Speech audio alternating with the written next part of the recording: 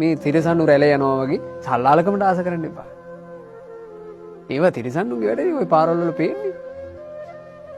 එක රැළට මේ හොයාගෙන යනවා. ඒ වගේ වේගෙන යනවනේ මේක මනුස්ස ලෝකේ. ඒවට නීති තිල්ලනවනේ. අපිටත් මේ ලංකාවටත් මේ ලිවිං ටුගෙදර් ආදී ඕනේ කියලා.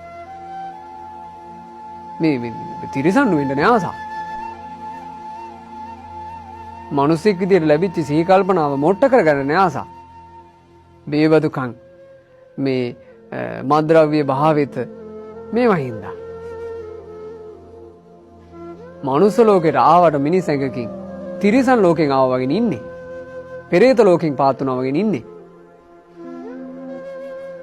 පොඩ්ඩක් එහෙම වෙන්න බෑ කේන්තියෙන් අමනාපෙන් මරා ගන්න ලැහැත්ති මේ යක්ෂ ප්‍රේත ලෝක වලින් ආවා වගේ ඉන්නේ. නිරේන් පාත් වුණා වගේ ඉන්නේ.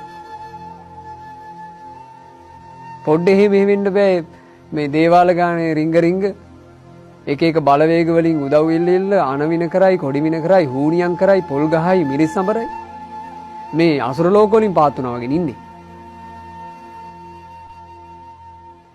ඒකයි මම මේ දහම් පදයට කිව්වේ දෙව්ලොවින් ආපු කෙනෙක් වගේ ජීවත් වෙන්න.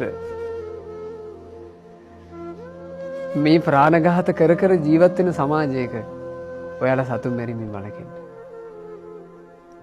සතුන්ට හිංසා කරන සමාජයක ඔයාලා සත්ත්ව හිංසාවෙන් වැළකීලා සතුන්ට ආදරේ දක්වන්න.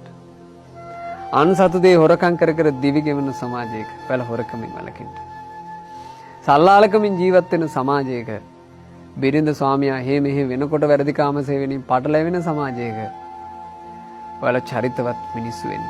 චරිතවත් බිරින්දෑවරු, චරිතවත් ස්වාමිවරු වෙන්න. මද්ද්‍රව්‍ය මත්වතුරු භාවිතයෙන් තමන්ගේ සිහි කල්පනාව වනස ගන්න දුර්වල මිනිසුන්ගේ ගොඩේ ඔයාලා මද්ද්‍රව්‍ය මත්වතුරු භාවිතා නොකරන පෞරුෂයක් හදන්න.